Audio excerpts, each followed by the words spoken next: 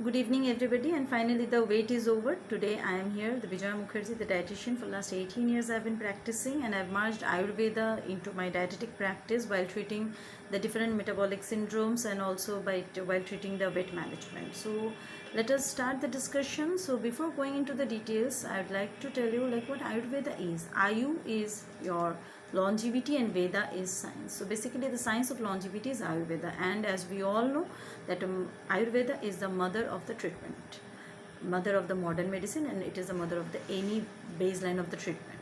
Yes, now while I'm saying that Ayurveda nutrition or the Ayurvedic nutrition, this nutrition are nothing different from what we are eating in our day-to-day life. Yes, of course there are certain modifications in terms of the timing of the eating, in terms of the preparation, I mean the cooking preparation, in terms in the sequences of the consumption, like when and what has to be consumed and like how it has to be consumed. And these diets has been made keeping in mind the prakriti of the body. Now what are prakriti and all? To know this we need to know that what is our body made of. Our body, it is made of 5 elements. This is what Ayurveda says, and not just Ayurveda, this is what has been said by the modern science as well. For example, Ayurveda says that our body, it is made up of fire, water, air, then your space. So these are the 5 elements, and soil, the 5th one. So what does the water indicates? Water indicates like the 75% of our body, it is made up of water, be it plasma, the blood, saliva, your tears, your cytoplasm, and everywhere it is water. So 75% of your body constituents or the body weight, it is your water, right? So it is no way wrong that yes, our body, it is made up of water. Next comes your soil. So what does soil indicate? Soil indicates minerals. As we all know, the trees, even they have taken soil, even they take up the minerals from the soil, and that's why even we nutritionists, we ask people to eat a lot of fruits and vegetables so that we can also get the macro and the micronutrients, and the minerals and vitamins, they're coming under the micronutrients. So basically the minerals, they indicate or they denote the term soil. Like for example, iron is needed, the calcium is needed, phosphorus, manganese, sulfur, zinc, and etc. Everything is needed by our body, and we all know that where these minerals are getting worked upon in our body, be it in form of the cofactors in the different biochemical pathway, or be it the main constituent of certain organ system. For example, like calcium, it's the main constituent of the bones and all, right? Next comes your fire. Now fire, it indicates the form energy. What you get from fire? You get heat, you get energy, right? So basically when the food gets metabolized, it produces the amount of heat and it produces energy, and we all know that yes, ATP is the energy currency of our body, right? The adenosine triphosphate. So this fire, it denotes the energy, right, and the heat. And then next comes your air. Air, we all know that we inhale oxygen and we exhale carbon dioxide, right? So this inhale and exhale of the process wherein the gaseous exchange ultimately takes place within the alveoli of the lungs, and through which our body gets the oxygen, and the oxyhemoglobin complex has been formed. So yes, of course, our body, it is made up of air. And next comes your Akash or space. Yes, we all might wonder that how come Akash or space is being considered among one of the constituent of our body composition. It is basically mind. See, we cannot see mind. The way we cannot see space. What is space? Space is vacuum, it is infinite. Akash is, it is vacuum, it is infinite. So similarly our mind, it is infinite, and it do not follow any laws. Like I mean it has got no limits. By sitting here, I can feel like to go straight away to Norway and to watch the Aurora Borealis, right? So though in a practical thing, even I know that I right away cannot go and jump over there, but yes, my mind, it can automatically win. Why? Because my mind has got no limits, my mind has got no border. So it's the infinite. So basically Akash or space, it denotes the mind that we have. So these are the 5 elements through which our body is made of, and these 5 elements makes 3 dosha. So what are the 3 dosha? 3 dosha is your Vata, Pitta and Kapha.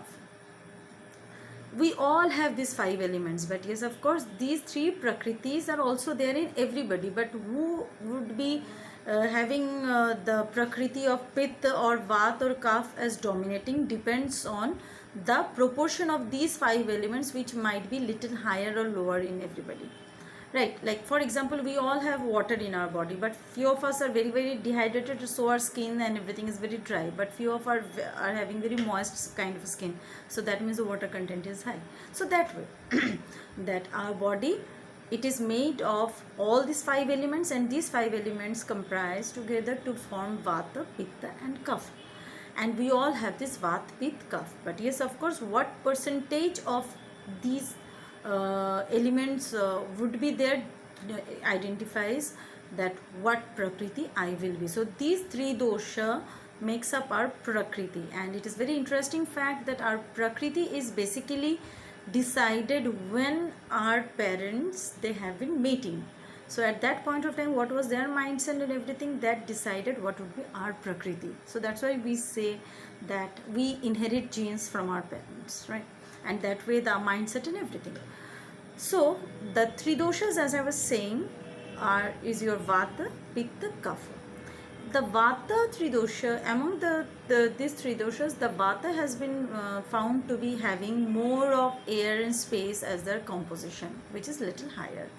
For pitta, it has been found that the people who has got the fire component in them high has been termed under the pitta. Now what is the fire component? Philosophically, the fire component, as we say, that they have got a zeal towards everything, they're very attractive, they are having charismatic personality, and they are having a leadership skills, their complexion is little it is fair. And pitta means that it's a bile. In the scientific physiological word, we say pitta is bile. So what does bile does? It helps in the digestion, it helps in the digestion of the fat. So people with wherein the mode of pitta is there are generally, they do suffer from the digestive issues, it has been found. People who do have vat little higher, like who have air and space components into them higher, is basically having very thin body weight, and then their skin is dry, their mind is like it flies like anything. And the people with the kapha prakriti is basically having water and soil component higher in them. Now people of kapha prakriti are basically having body weight which is on the towards the heavier side. This kapha means mucus, right? So basically kapha means mucus, but here the kapha, it indicates wherein the composition of water and soil has been mixed together. As we all know that if we take water and soil separately, they are lighter, right? If you're taking mitti and if you're taking water, they are lighter, but when you mix these two together and it become mud becomes very heavy, and mud is very cool in nature. So basically people of kapha prakriti are very cool in nature. People of pitta prakriti are very aggressive in nature, and people of vata prakriti is like their mind goes here and there. I'll come up with the prakriti analysis wherein you can identify in which prakriti you are falling into, and then automatically you can help yourself to understand like how to treat with a person. Now while coming to the nutrition part, it has been found that there are certain foods which either pacifies or induces a certain prakriti. For example, in Vata, like there are certain foods which increases Vata. There are certain foods which increases Pitta. Then there are certain foods which increases Kapha. So people who has got this prakritis, like some people can be of Tija Prakriti, like VPK, Vat Pit Kapha, they have the balanced. Vat, Pit and Kapha, they are balanced.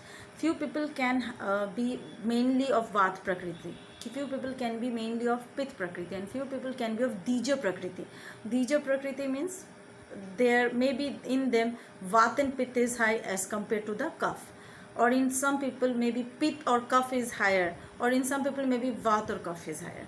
So that way the prakritis are being decided, and while identifying what prakriti you are into, there is a set of question here, when in so many other like there are ample of characteristic features has been written, wherein you just need to put a tick by seeing the person, by talking to the person, and then you can automatically identify like, or you can calculate out, or like under which category the maximum number of the characteristics are falling into, and accordingly the person becomes or comes into that particular category.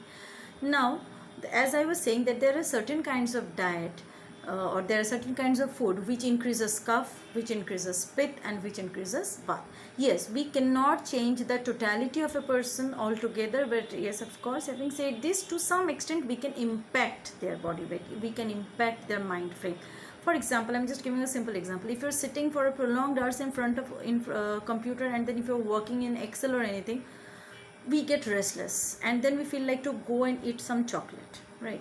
So when we get restless, because the air and the space, because the mind, it is working, it is more of the mind game, so our vata is increasing, and more the vata is increasing, we start feeling restless. Then we automatically we go up and either we drink water, or we take a cube of sugar or a cube of chocolate. That increases cough, means it is soothing us down.